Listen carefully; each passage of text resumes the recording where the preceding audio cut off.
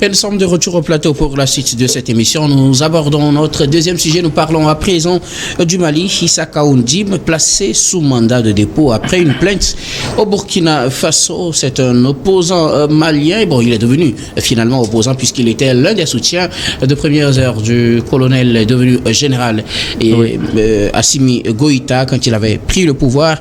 Issa Kaoundim avait prétesté lors d'une émission sur Joliba TV News que le coup d'État, le dernier coup d'État déjoué en date au Burkina Faso, avec l'affaire de milliards de francs qui seraient donnés à des militaires pour destituer le capitaine Ibrahim Traoré, serait un montage, donc sans pouvoir en présenter les preuves. De son côté, le Conseil supérieur de la communication a saisi la haute autorité de la communication du Mali afin de réserver toute suite qu'elle jugera appropriée à la diffusion de cette émission.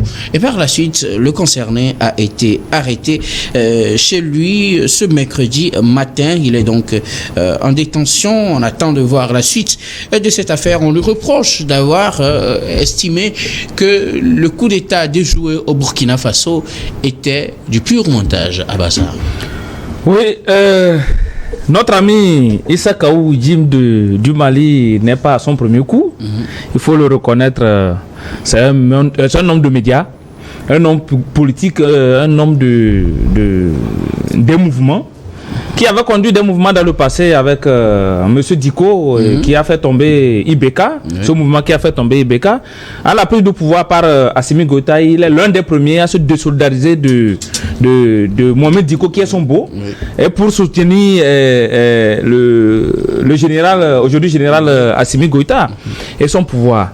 Et à la longue, on l'a vu, quatrième vice-président de la commission de la représentation, le Conseil national de transition, qui est, comment on appelle, l'équivalent de l'Assemblée nationale, qui fait office de l'Assemblée nationale.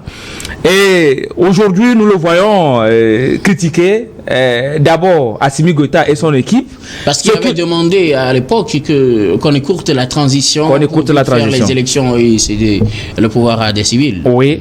Il faut donc, depuis là, il a eu une certaine divergence avec le pouvoir en place. Et aujourd'hui, on le reproche d'avoir critiqué, d'avoir affirmé que la tentative de coup d'État à 5 milliards au Burkina Faso est un pur montage des autorités des autorités du Burkina. Alors moi je voudrais qu'on l'analyse à deux niveaux. Vous allez me dire ce que vous pensez. Premièrement, les choses sont allées très rapidement. L'émission a été enregistrée le dimanche. Oui. Et déjà, dimanche le 10. Le Conseil supérieur de la communication du Burkina a réagi en début de semaine. Plus tard, mercredi, le monsieur est arrêté.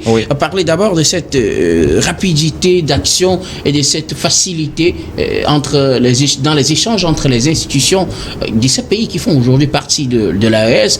Et dans un premier temps, nous dire si, selon vous, on devrait en arriver là. Premièrement, il faut dire clairement que ces États entretiennent de bonnes relations. C'est ce qui s'affiche clairement à travers cette rapidité de traitement de ce dossier qui, le lundi déjà, dès que le pouvoir de Bamako a été saisi, très rapidement, ils ont accéléré le processus. C'est le 13, dans la matinée, l'intéressé a été interpellé. Donc, c'est une relation d'amitié et de collaboration, de coopération qui existe entre ces deux pays. C'est pour cela que cette rapidité a été constatée. Et là, c'est vraiment quelque chose de très facile pour le pouvoir en place au Mali actuellement d'interpeller l'intéressé, parce que d'abord il a été condamné par sursis. Donc il était connu là où il est, tout ce qu'il fait sur les médias, c'est rien il est sous le contrôle judiciaire, donc rien n'échappe au pouvoir central de Bamako. Donc cette rapidité n'est juste que quelque chose qui existait déjà. Eh bien, il y a un nouveau dossier qui vient s'afficher, donc très rapidement on a mis la main sur l'intéressé. Monsieur Issa est actuellement en prison. Nous déplorons cette situation, mais il faut dire qu'en période de guerre, en période de lutte pour une liberté, plusieurs choses se passent qui échappent vraiment à des règles de la démocratie, et c'est ce que nous sommes en train de constater. Bon, ça c'est le premier point. Maintenant, le côté où Bon, il faut en arriver là. C'est justement de cette arrestation par rapport aux propos tenus. On parle quand même d'un coup d'État dans un pays dont on connaît bien la situation. On parle du Burkina. Du Burkina Faso. Le Burkina qui vit des situations similaires au Mali, comme au Niger. Situation, effectivement. Donc, lui, il a qualifié ce que les autorités burkinabées ont présenté comme un coup d'État déjoué et de montage. Mais il faut dire que Ibrahim Traoré, actuellement au Burkina Faso, il est venu au pouvoir par coup d'État. Et quelqu'un qui vient au pouvoir par coup d'État, surtout un capitaine qui arrive au pouvoir, il y a des gens beaucoup plus gradés que lui. Lui-même, il a fait un coup d'État à un militaire. Cela veut dire que plusieurs personnes... colonel, voilà. Qui est normalement son supérieur. Donc, il y a plusieurs personnes dans la société du Burkina et même des pays qui se sont sentis éjectés du pouvoir, comme on appelle, renvoyés du Burkina Faso, qui peuvent en vouloir effectivement au pouvoir en place actuellement. Donc, un coup d'État, ça ne doit pas nous étonner qu'un coup d'État soit préparé contre Ibrahim Traoré. Et ce n'est pas la première tentative de coup d'État. Il y en avait eu assez. Et en fait, ce qui suscite les réactions des gens, c'est que pratiquement la communication, chaque 2 mois, chaque 3 mois, même 2 mois, 3 mois, c'est assez. On parle régulièrement de coup d'État au Burkina. C'est ce qui fait que les gens réagissent. Mais est-ce pour autant qu'il faut réagir? Parce que coup d'État, on peut en préparer tous les jours. Bien sûr, je me dis que si tous les présidents pouvaient informer des coups d'État qu'ils essaient de déjouer chaque jour, chaque mois, je pense que cette situation au Burkina Faso n'allait pas nous étonner, surtout que, je viens de l'expliquer tout de suite, Ibrahim Traoré est venu au pouvoir à travers un coup d'État. Donc, ensuite, ces actions mais souvent, comme on appelle, mettent en mal certains opérateurs économiques sur le terrain, comme d'autres partenaires étrangers. Donc, les gens sont capables aujourd'hui, 5 milliards, moi je dis même que c'est peu. Il y a des opérateurs économiques que nous connaissons au Burkina Faso qui peuvent dégager 10 milliards tout de suite pour financer des coups d'État. Donc ça n'a rien à voir avec comment on appelle un coup d'État monté. Moi je me dis, selon moi, aujourd'hui, si vous comptez les coups d'État qui sont passés au niveau du Burkina depuis l'indépendance du Burkina jusqu'alors, il y a assez. Donc c'est un pays qui est habitué au coup d'État. Donc préparer un coup d'État à 5 milliards aujourd'hui, ça ne peut, je ne pense pas que ça peut être forcément un montage. Et ça, c'est votre point de vue. Maintenant, est-ce qu'il faut arrêter quelqu'un qui pense le contraire? Mais c'est ce qui étonne. Pourquoi l'arrêter? Mais il faut dire quand même que lui aussi, ses propos ont porté atteinte vraiment à un chef d'État d'un pays qui, c'est vrai, le Mali est en très bon terme. En très bon terme. La liberté d'expression, elle est légale, elle est reconnue, mais aller outrepasser ces règles, comme on appelle les tests en vigueur, je pense que la loi ne peut qu'intervenir. Et je me dis qu'aujourd'hui, on va sur le processus jusqu'à la fin, voir s'il sera condamné ou pas. En tout cas, merci beaucoup, c'est votre point de vue, Kokouvia Baili. Alors, pasteur, que dites-vous de cette situation? Moussa Kaoundim, Issa Kaoundim, il est bien connu en tout cas du public malien. Comme Abbas l'a dit, il a été l'un des vice-présidents du Conseil national des transitions. Le 4e vice-président. Avant de se détourner de son soutien à Assimi Goïta, il est bien connu parce qu'il est chroniqueur sur les médias, ou du moins s'il intervient sur les médias, il présente son point de vue, comme vous le faites. Et d'ailleurs, ici, il a estimé que le coup d'État annoncé la semaine dernière, coup d'État déjoué, surtout au Mali, au Burkina, coup d'État déjoué au Burkina à hauteur de 5 milliards de francs CFA, était un montage. Il a été arrêté au Mali. Oui, Issa Kaoundim, je crois qu'il est bien connu dans les milieux politiques maliens, comme on le dit. Et je pense qu'il doit mesurer aussi certains de ses propos. Il doit les nuancer. Parce qu'il s'agit d'un autre pays, naturellement, qui constitue une alliance. Donc, c'est des pays de l'AES, donc qui constituent une alliance. Et donc, il fallait faire extrêmement attention par rapport à un coup d'État. À un coup d'État avec une somme quand même qui est faramineuse. 5 milliards, ce n'est pas petit. Et donc, les tenants, les aboutissants, c'est-à-dire sont les forces de sécurité qui ont rapporté la mission pour que le coup d'État soit déjoué. Pour que le coup d'État soit déjoué. Vous savez, dans un premier temps, il y a eu la facilité, la diligence qu'il y a eu dans le traitement du dossier, c'est que il fallait le faire parce que c'est des pays de même confédération. Et il ne fallait pas laisser perdurer cela pour fragiliser l'alliance. Pour fragiliser l'alliance. Donc, il va falloir quand même que les communications passent entre ces pays. D'abord, ils mutualisent leurs forces pour lutter contre le terrorisme. Donc, ils partagent les communications, ils partagent les informations.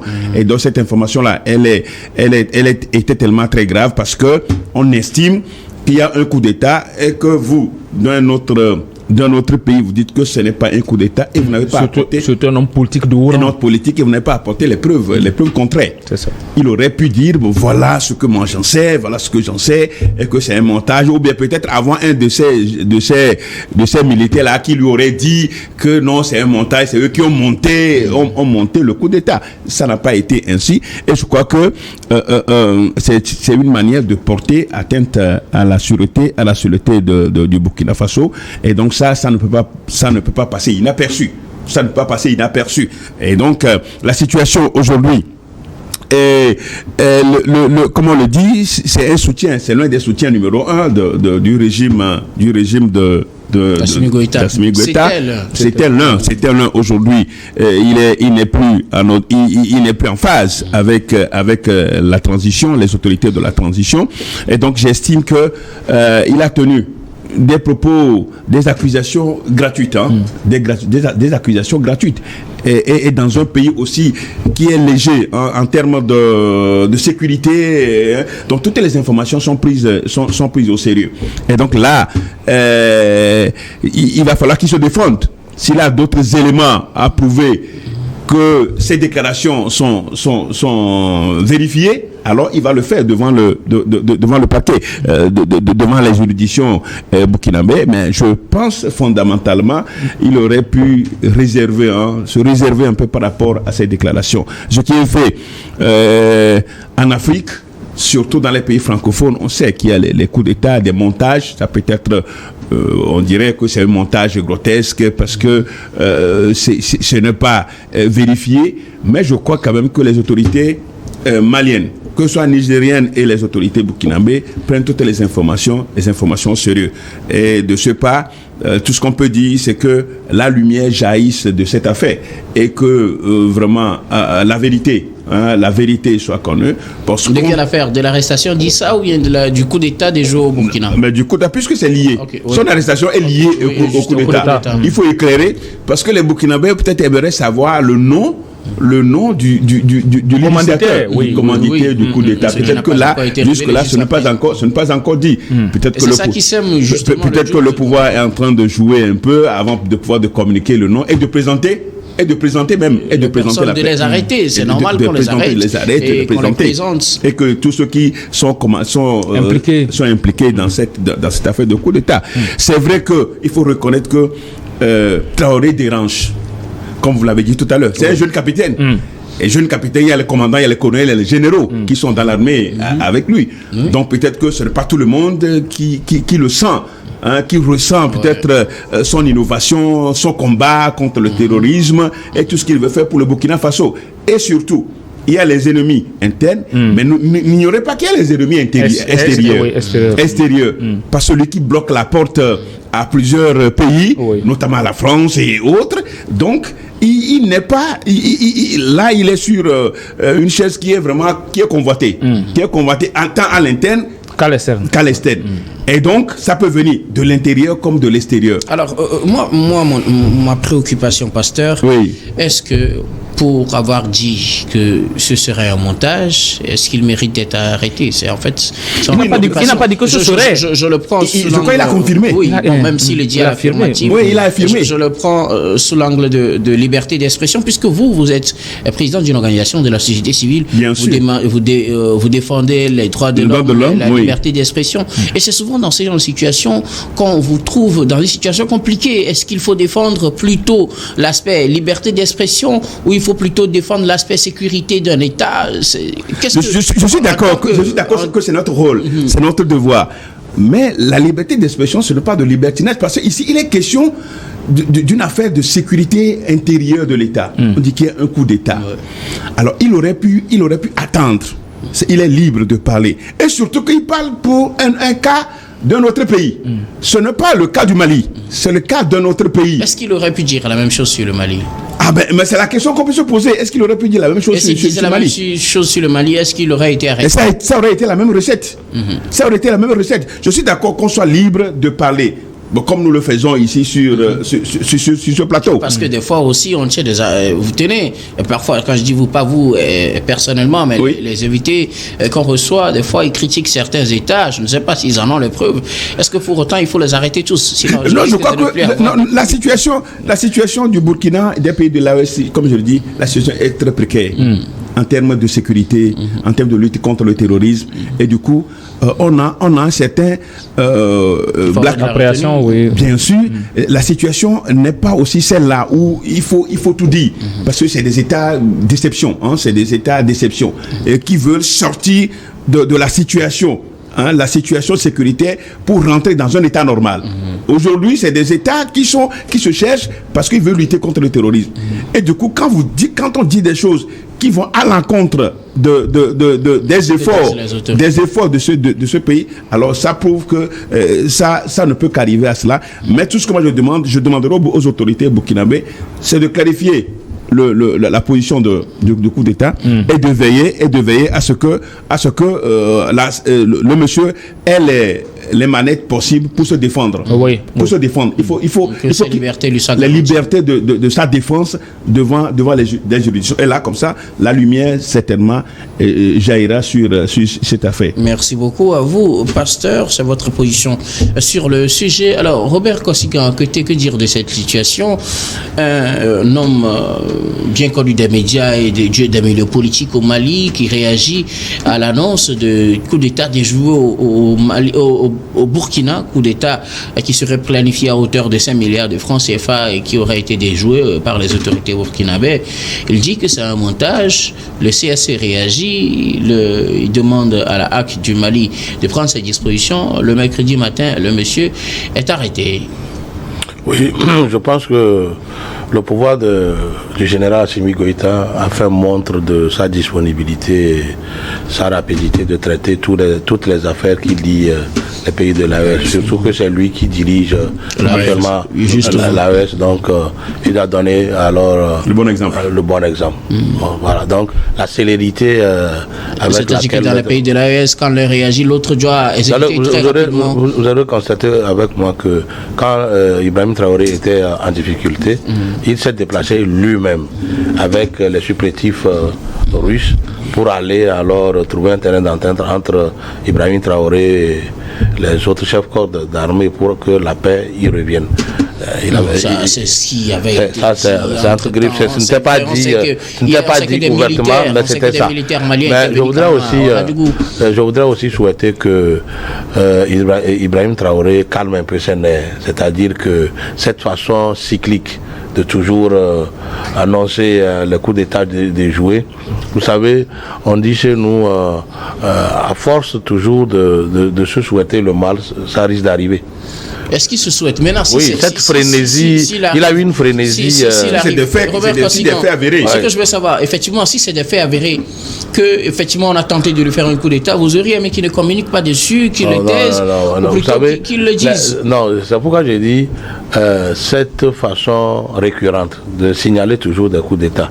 Vous savez, parfois, il faut bien les traiter. Ou carrément... C'est-à-dire même si ça arrive de se taire... Non, même si ça arrive... Si on arrive à le déjouer, bon, de le gérer. Parce que vous savez, à chaque fois, il y a coup d'État. À chaque fois, il y a coup d'État. C'est comme vous êtes voisin à quelqu'un. À chaque fois, vous dites, il y a le serpent qui arrive. Il y a le serpent qui est là. Le jour, le vrai serpent va arriver. Vous risquez de ne pas avoir de secours. Sauf qu'un coup d'État, c'est un fait juridique. Mais il faut l'annoncer, le mettre comme dans les mains de la justice. La fois dernière, à chaque fois qu'il y a eu tentative de coup d'État au Burkina Faso, on nous exhibe les preuves, on nous exhibe des personnalités qui sont... On a même vu une vidéo, voilà. Justement. Maintenant, pour cette fois-ci, on nous dit 5 milliards a été donné, mais qui a donné les 5 milliards? On n'a pas vu. On a vu quand même les valises. Attendez, on n'a pas vu qui a donné. Mais entre-temps, il y a eu le même scénario au Bénin.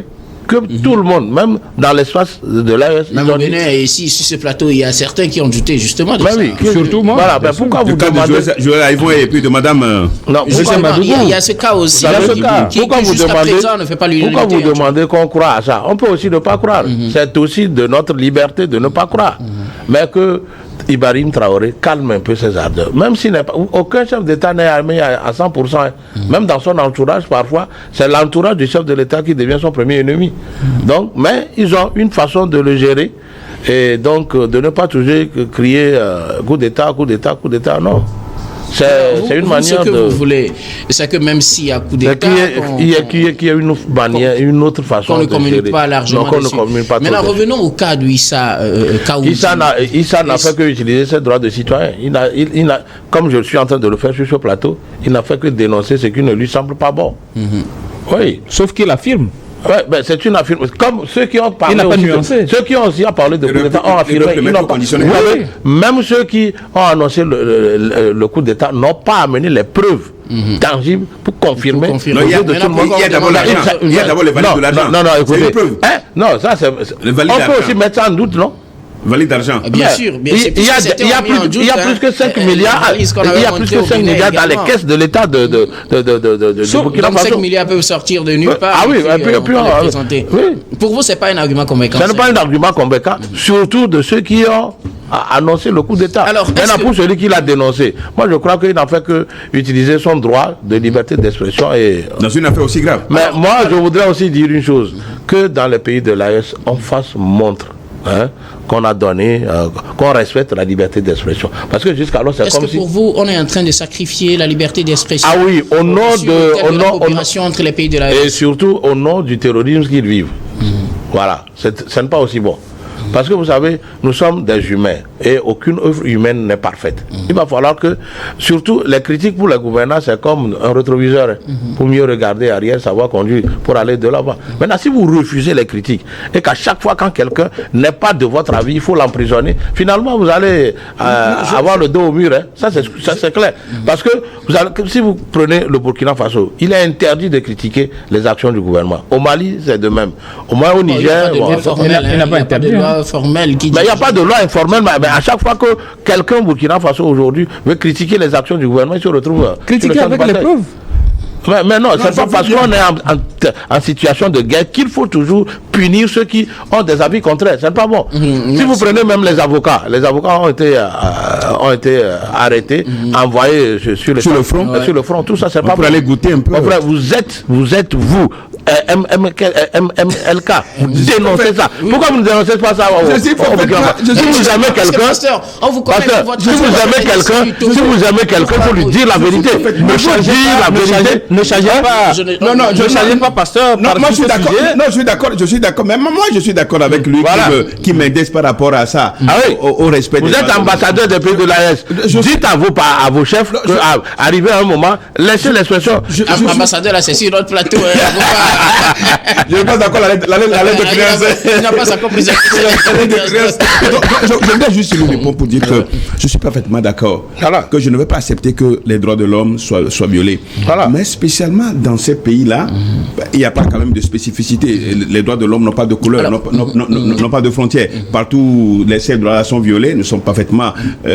nous serons en guerre contre cela. Nous allons lever contre ça. Mais ce qui se passe aujourd'hui dans les pays de l'AES, c'est que, je le dis toujours, que la situation est fragile. Progressivement, il y aura quand même... Est-ce qu'il y a un pays dans la sous-région qui n'a pas une situation fragile? Non, presque tous les pays. Mais là, les trois pays-là ont quelque chose de commun. Plus le Togo même qui est le quatrième. C'est-à-dire, ce qu'ils ont de commun, c'est qu'il y a le terrorisme. Voilà, le Togo n'est pas le quatrième, parce qu'il y en a d'autres. Il y a le Bénin, il y a les autres aussi. Oui, bien sûr, mais les pays qui ont atteint quand même, qui ont atteint un degré suprême, s'il faut le dire, en terrorisme, qui sont secoués tout le temps. C'est le Nigeria. Ou les terroristes. Le Nigeria. Il y a le Tchad, il y en a plein. On le base. Mais ces trois pays, c'est vrai qu'il y a le terrorisme, mais il faut ajouter aussi aujourd'hui le mécontentement. Le mécontentement des puissances étrangères par rapport à ces trois pays. Et ça, c'est très important. Pasteur, moi, je veux comprendre une chose. On va faire une petite comparaison. Oui. Quand il y a eu l'affaire de coup d'État au Niger, et qu'on avait porté des accusations contre certaines puissances étrangères dont la France, il y en a plein de nos confrères qui sont venus sur ce plateau et qui ont dit que la France voulait faire un coup d'État au Burkina ou au Niger, au Mali, ainsi de suite. Est-ce que vous pensez que la France devrait normalement les arrêter parce qu'ils n'ont pas présenté de preuves? Parce que la France officiellement a rejeté ces accusations, mais n'a pas fait arrêter les journalistes qui ont dit cela.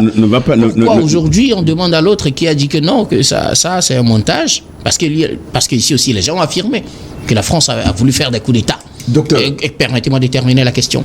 Pourquoi la France n'a pas fait arrêter ces gens, et que d'un autre côté, quand on dit que ça, on affirme, on dit qu'il n'a pas présenté des preuves et qu'il faut l'arrêter? Est-ce que vous ne voyez pas que, en tant que défenseur des droits de l'homme, vous défendez une situation de deux poids, deux mesures? C'est complexe, mais ce que je voudrais dire, c'est que quand, dans des situations comme ça, vous voulez affirmer, il faut quand même prouver. Vous voulez affirmer.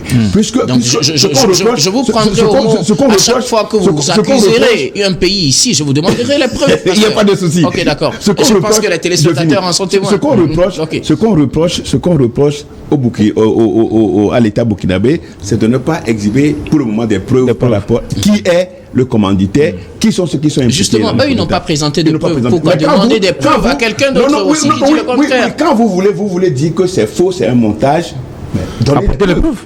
Et là, vous êtes quitte. Et maintenant, quand je dirais que c'est vrai, que c'est pas un montage, qu'est-ce qui prouve que j'ai dit vrai? Là, je n'ai pas besoin de présenter de preuves?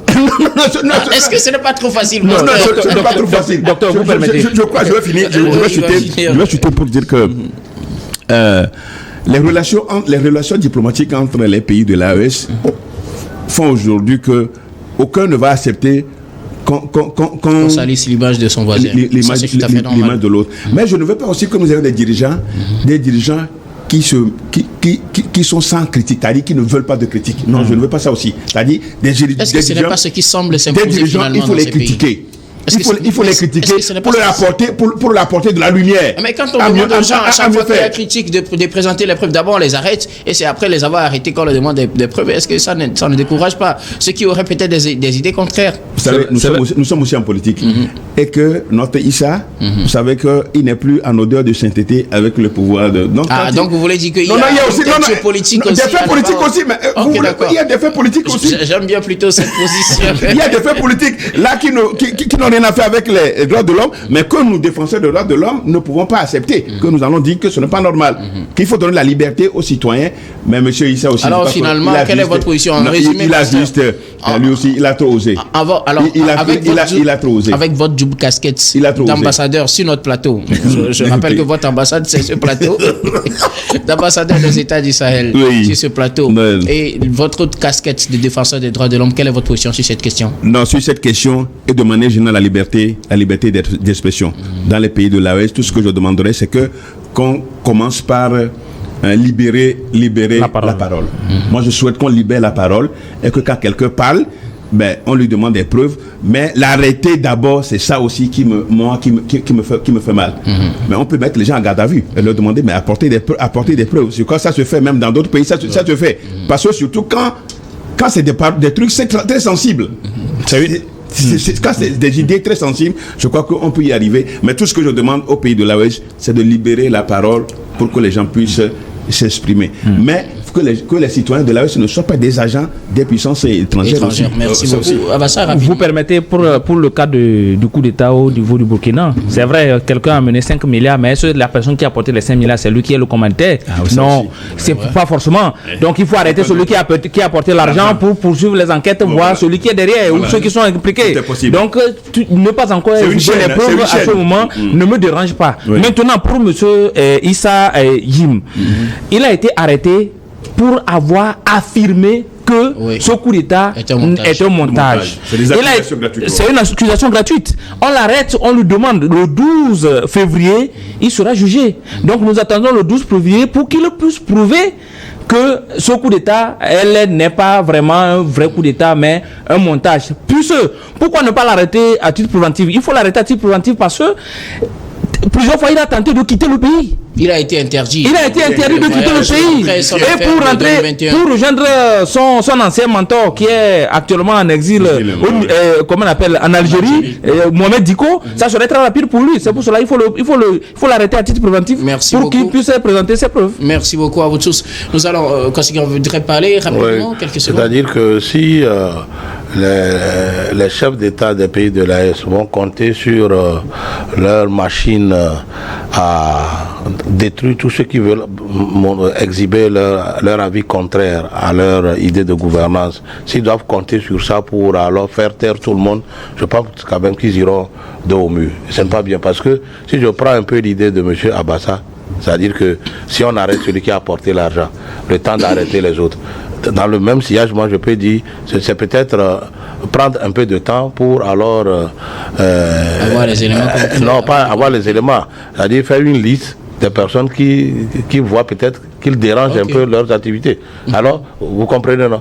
Là, vous voyez oui, indexer des gens qui n'ont rien à faire avec cet argent-là. Mais comme ils le font déjà, parce qu'à chaque fois, aujourd'hui, quand on parle de coup d'État, eux, ils profitent pour arrêter certains soldats avec qui ils ne sont pas d'humeur.